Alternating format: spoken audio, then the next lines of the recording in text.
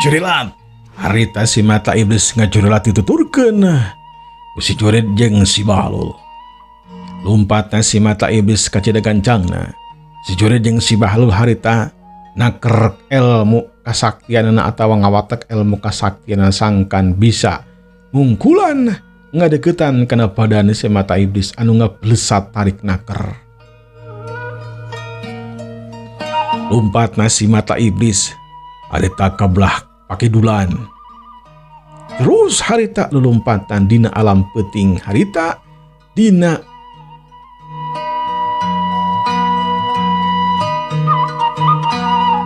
terus harita si mata iblis jeung si Jurid katut si Bahlul teh lompat sok sanajan dina alam harita peuting bari jeung hujan ngaririncik tapi henteu jadi panghalang pikeun si mata iblis katut si Jurid jeung si Bahlul. Begitu bagi ngajauhan wae kana tempat anu dipake cicing tadi. Terus harita ke belah kidul.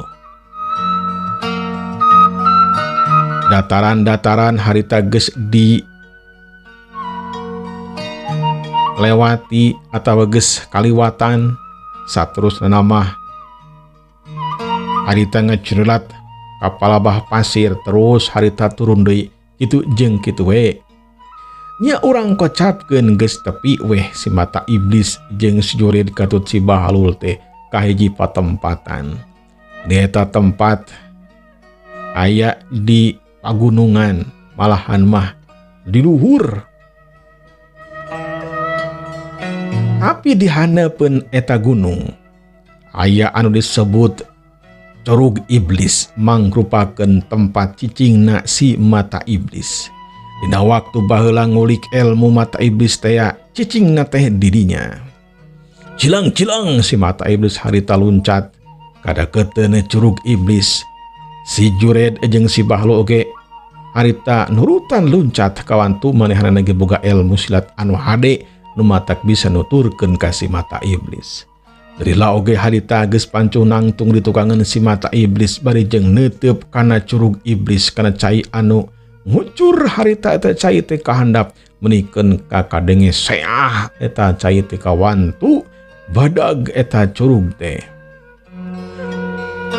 Si mata iblis nuduh harita kadeukeuteun eta curug.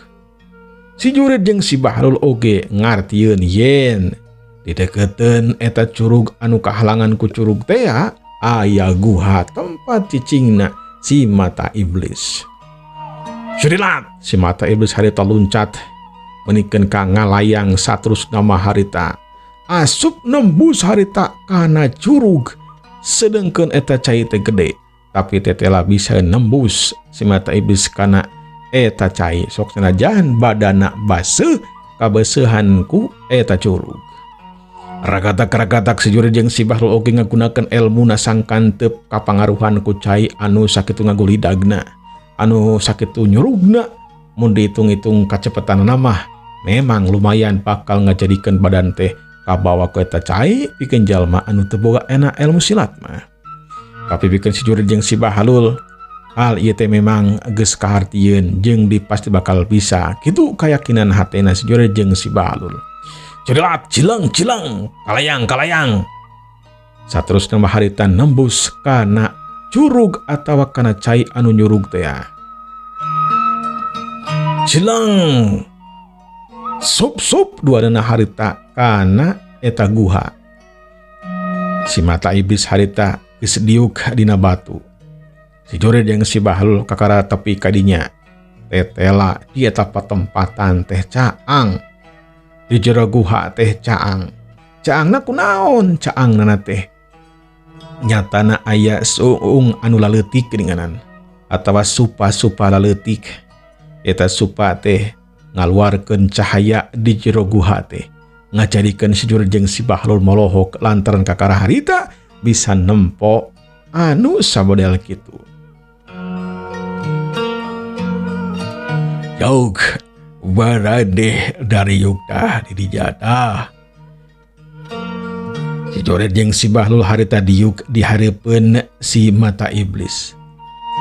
Ieu guha deh. Guha anu salila ieu dicicigan ku kula. Baheula di dieu teh kula cicing salila kana 3 tahunna teu ka mana-mana lantaran hayang bisa ngawasa jurus mata iblis. Ya nu balukarna panon jadi kieu ya. Ting bisa diubaran atawa henteu teuing. Gan anu jelas mah teu nempo ieu panon teh. Kula nempo teh ku panon batin. Tapi sok senajan gitukeun bae lah. Anu jelas mah maneh Juret Bahlul ulah nepikeun ka seperti kula ya seperti kula kieu ulah. Jurus-jurus anu geus kapimilik asakeun deui di dieu pun bisa menciptakeun jurus anu sejen. Tapi ulah jurus mata iblis lantaran dilarang pikeun maneh duaan mah. Ya, ciptakeun jurus anu sejen pikeun ngabales dendam ka jalma anu geus maehan maneh. Karana teh saha si Podo jeung si Jarmit teh alin. Da eta jalma teh paragat ke Jawa dawe kagok kerja lah. Ina hiji bangsa mah kudu diparagatkeun Jawa. Mohon mangga mata iblis. Hal ieu teh memang geus bukan niat kula oge. Bakal balas dendam tak ka si Podo jeung si Jarmit teh. Lantaran eta jalma teh licik. Jeung dipastina teh bikayang ka Nyi Kanti eta jalma teh. Saha gitu hari Nyi Kanti teh saha? Geulis eta wanu jadi rebutan. Nya, geulis eta teh. Wah, pokoknya nama geulisna kawanti-wanti edana kabina-bina. Encrang pakulitanana koneng umjang lah. Moal bisa digambarkeun mata iblis saking ku geulisna. Dari bade bogoh ka anu ngaran si Kanti teh bogoh. Nya lamun disebut bogoh mah hayang. Mata iblis. Nya Bahlulnya. Benar, kula ge da anu emong atuh. Hayang ngapi milik eta manoja. Tapi aya jalma nu hayang pisan. Nyatana nu katelah Margasena eta teh mata iblis. Sa? Margasena. Oh, Margasena. Benar, Margasena. Saha gitu ari Margasena eta guru made adawa lain. Benar, eta jalma teh anu geus ngajarkeun jurus-jurus. Sakabe jurus ti manehanana dibere. Mimitin nama henteu niat hayang diajarkeun jurus lantaran kula duaan teh patolukanana si Juret apanan. Saha deui eta si Juret? Jadi pabelit ya, jeung sok atuh terangkeun lah ti mimiti. Jangkan kula teh ngarti sok Juret caritakeun kaja. Nyaku lantaran si mata iblis teh hayang apal kana jujutan manehanana ti mimitina bisa kana ngawasa ilmu silat nepikeun ka harita barabat ku si Juret harita dicaritakeun. Gitu kieu tug nepikeun ka harita. Gitu. Kula duaan mimitina nama jalma biasa anu teu boga ilmuna naon. Tapi kulantaran hayang bisa kana ilmu silat diajar. Nepikeun ka ayeuna panggih jeung Andika mata iblis. Ayeuna kula duaan moal balik ka Margasena. Dalamun teh mah anjeun mata iblis teu boga niat ngaudangkeun kula atawa ngairupan kula. Da kula pasti we moal hirup-hirup deui. Takwalna gitu kula duaan sejang ngabdikeun diri ka anjeun mata iblis dek ngajalankeun parentah anjeun. Sok sanajan kudu ngalawanan Margasena keun bae. Dek ngalawanan jalma anu sajen dek itu jek iga pokona bakal dilawanan. Benar pisan mata iblis, saha-saha jalmana anu ditita kudu dipaehan maka kulatang tu bakal indit pikeun maehan eta jalma. Sok sanajan Margaisena anu bakal dipaehan tang tu kuladuaan bakal ngalaksenakeun kana parentah anjeun. Si mata iblis harita seuri lantaran si Jurid jeung si Bahlul teh nurut pisan ka manehanana boga kahutangan budi lantaran geus dihirupkeun. Alus pisan mun kitu cara dadama. Yelah kula oge pada jaran hayang tarung jeung si Margasena. Jeung deui kula teh boga musuh ieu teh. Musuh bebuyutan anu nepikeun ka ayeuna da can papanggih deui teuing basi ge aja ding eueuh. Ya gitu ngaranna ieu teh mati iblis. Sa ngaranna tuh. Sok sebatkeun mati iblis. Eda jalma teh atuh katelah si Jantang. Si Jantang. Oh, si Jantang. Kader, dah bade apa wauh ka si Jantang, wauh teu. Yalah pun disebut wauh mah, teu wauh teuing. Ngan pernah eta oge adu hareupan dikoroyok tah kulobaan etela elmuna hebat eta jalma teh. Tapi eta teh can boga ilmu silat anu disebut tangan iblis gene can bisa harita mah. Jurus baliung banyu ge can bisa. Masih kene jurus anu biasa bae eta mah. Nyatana jurus keplet ucing tenggelan bumi suku gajah jeung geni pamikul. Tah ku epat jurus eta teh teu kuat ngelehkeun sok sanajan dilawanan kuno sejen nyatana jeung si Dorga jeung si Midun kuapatan tah dihurup kuapatan eta jalma teh nu katelah ki Jantang teh masih unggul eta teh iblis. Ya berarti eta jalma teh memang sakti euy. Kudu hati-hati jeung waspada keur dina hiji bangsa batangtu. Kukula bakal ditiangan lantaran waktu baheula kula pernah adu hareupan jeung si Jantang.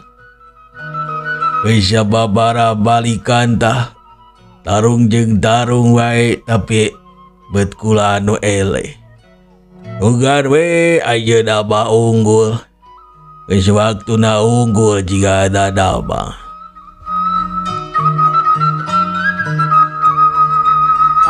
Ngeunaan eta di guru Margasena ge pernah ngomong yen eta jalma anu katelah si Jantang teh musuh bebuyutan ajeuna. Pernah tarungan ele jeung ele bae kitu tah. Anu kadenge ku kula mah. Euing masalah eta mah lantaran kula bacan pernah adu hareupan jeung Margasena. Beda beureudan masalah jeung pasu aladana. Kan bae dek beda jeung teu gegan anu jelas hiji mangsa hayang adu hareupan jeung si Margasena oge jeung si Jantang. Kula hayang ngadirikeun paguron silat anu hebat nu gagah sakti anu teu bisa kaelehkeun ku sasaha oge. Hayang anu pangmenterengna, hayang anu pangkajojona, panguhurna pokona mah. Nah hal ieu teh teu bisa sosoraganan kudu babarengan jeung maneh Jurid Bahlul. Kartos. Syukur ari Karti mah. Ayeuna baju ka itu Jangan keadaan bisa-bisa jeung saya we. Mun bisa mah turun kana leuwih kanya bisa moal sia. Piragun teu bisa lah. Curug sakieu mah atuh. Leutik jeung ka itu geraneangan keadaan saya we mun aya manuk mah tewak manukna. Ayam leuweung mencek ka itu jeung deui kelabar ya ai. Si Jurid jeung si Bahlul harita langsung nangtung saterus memanggut tanda hormat ke si mata iblis. Leos harita ninggalkeun si mata iblis. Cilang-cilang harita ngaliwatan cai deui. Saterus nama harita luluncatan ngacurila tinggalkeun curug iblis. Neangan kadaharan saaya di eta patempatan. Daku lantaran memang si Jurid jeung si Bahlul mah urah neangan kadaharan seksi konsumsina. Tibareto mula ge kitu. Jadi temetak aneh pikeun manehanana mah gampang naker sok komo dipilih beungan mah loba sasatoan.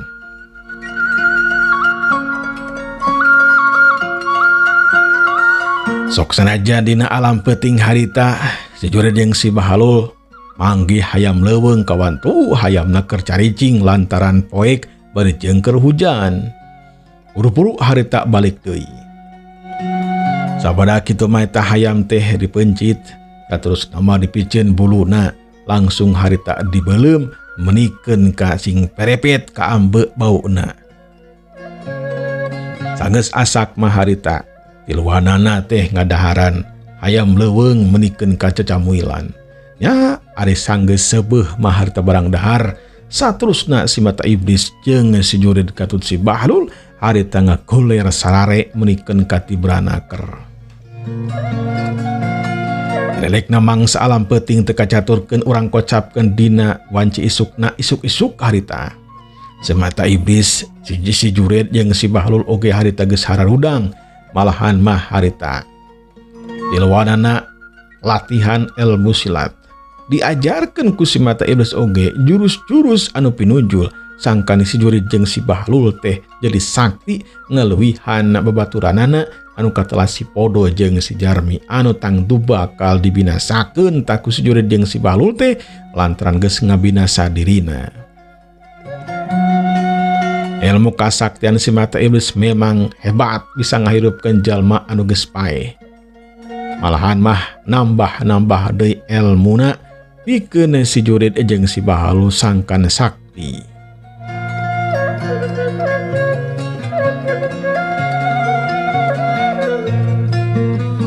Kasugri para wargi.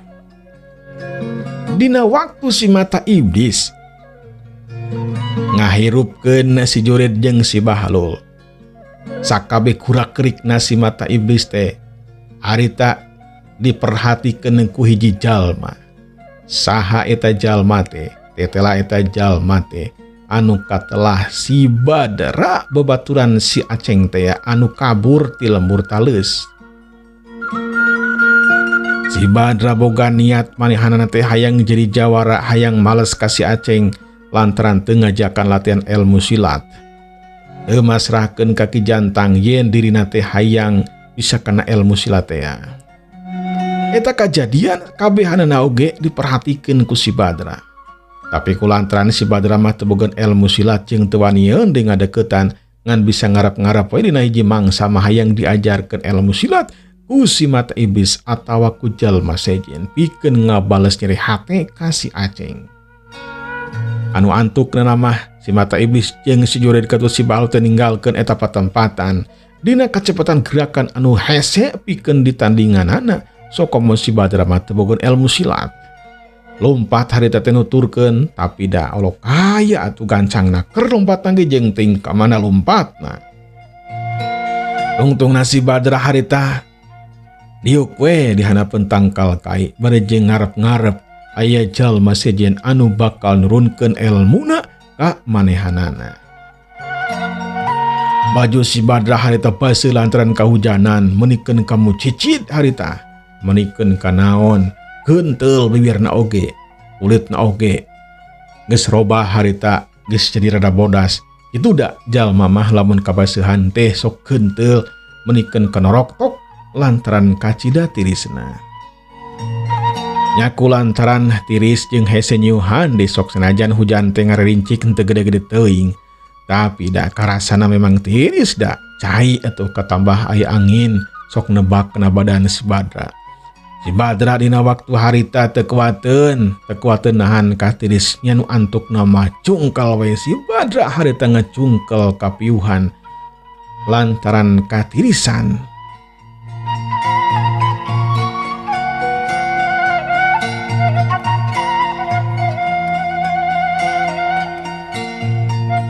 Si Badra dina waktu harita teu inget di bumi alam. Panehanana ngajungkal lantaran pakatingku tiis. Badana tiis, tiris. Henteu harita bibirna oge. Dina kayaan kitu harita ngacurilat. Aya cirim datang kana tempat anu dipake ngakolirna ku si Badra di hanapeun tangkal kai. Eta jalma tangtunganana cangkung badag. Saterusna mah eta jalma teh langsung harita mangkus si Badra cerilat harita dibawa ke tempat anu sejen. Si Badra disalametkeun ku hiji jawara anu can kanyahoan saha eta jalma anu sabenerna. Insyaallah dinten enjing urang teraskeun deui para kaumdamnya. Berjing kantun kasadayana. Wassalamualaikum warahmatullahi wabarakatuh.